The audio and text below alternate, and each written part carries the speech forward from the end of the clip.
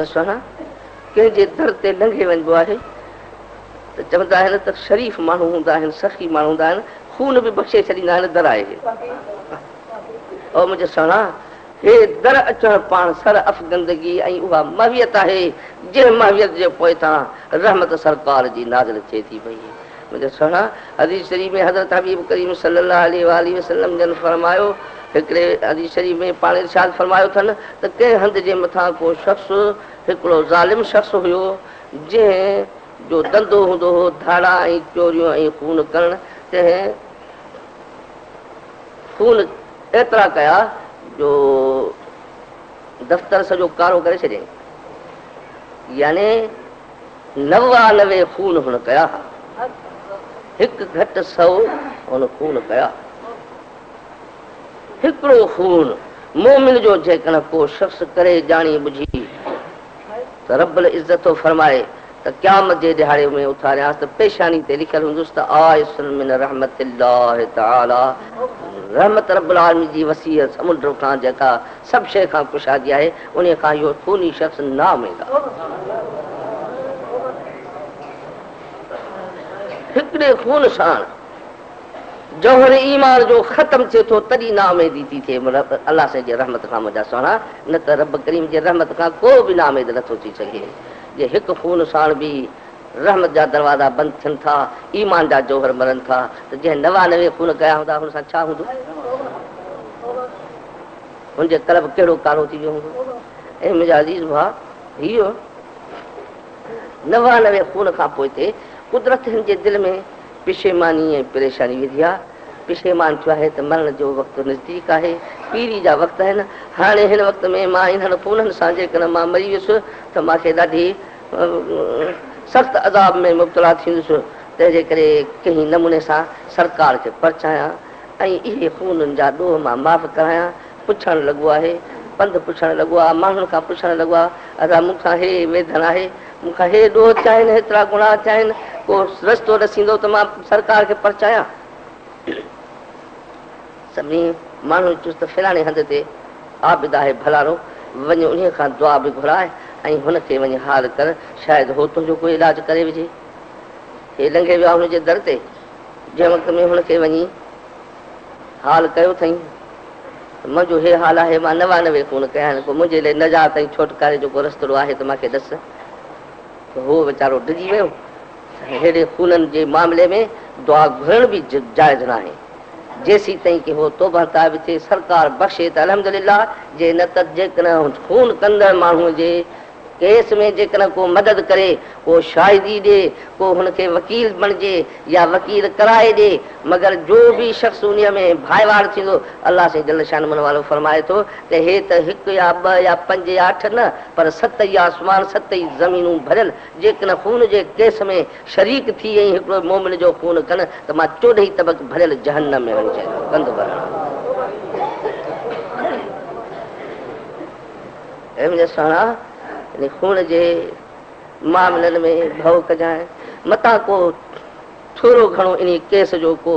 दामन ते चुटो लॻी पए त रब्बुल आलमीन जो कसम आहे वॾे ख़तरे में अची वञे, वॾे ख़तरे में अची वञे।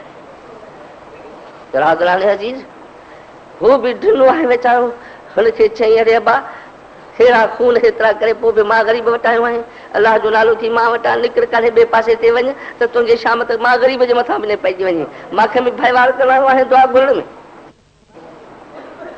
हिन जो एतिरो चवण त हो नफ़्स मारो त हुनखे उहो ई हुयो, चई चङो फ़क़ीर हाणे जे तूं दुआ बि नथो करे, रस्तो बि नथो ॾिए त 99 त आहिनि त 100 त मां बि पूरो कयां। हाणे जो तरार बेगुनाह आहे, ॿाढो रब जो हिकिड़ो मारे खून थियो वरी निकितो आहे, पुछंदो वरिते अदा कमु मुंहिंजे वास्ते इलाजु को आहे, को कीअं आहे, जेको आहे वरी खां पुछे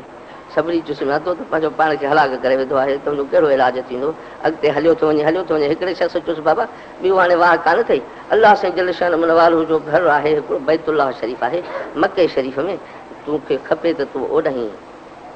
हलियो वञ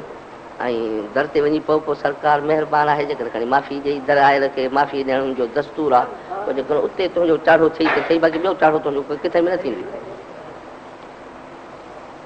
हिनखे इहो ॾस दिलि सां हंडाए ऐं उथी पंधु पियो आहे पंधु पियो आहे पंधु कंदो कंदो कंदो कंदो कंदो उन पासे ॾे काबतुल्ला शरीफ़ जो पुछाईंदो मके शरीफ़ ॾे पंधु कंदो कंदो कंदो वाट ते अचे बीमार थियो मंज़िलूं हणंदे हणंदे बीमार थियो बीमारी जे हंध में बि हिन खे करार न पियो अचे पोइ वेही ऐं गोॾनि भर बि अॻिते हलणु लॻो आहे गोॾनि भर जॾहिं न हली सघियो तॾहिं पोइ वेही ऐं गीचियूं भरे बि अॻिते हलण जो आहे आख़िरकार चुरण पुरण जी ताक़त खुटी ऐं हिन जा पोयां पसाहा अची विया जॾहिं हेठि ते किरियो ऐं मौत जो वक़्तु नज़दीक आयो सकरात शुरू थी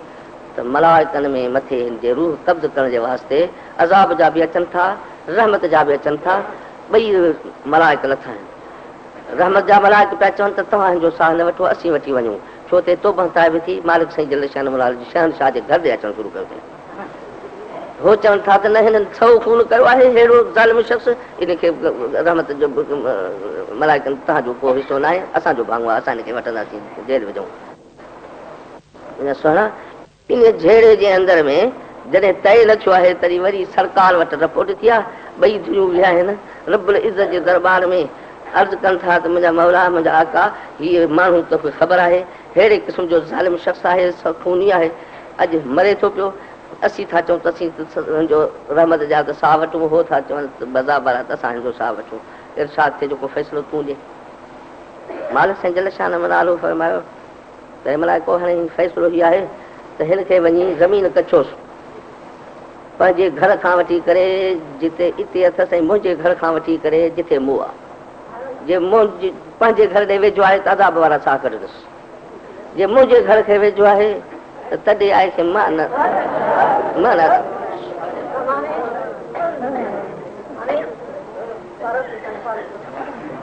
मुंहिंजो सुहिणा मन दखलहू कान आमिना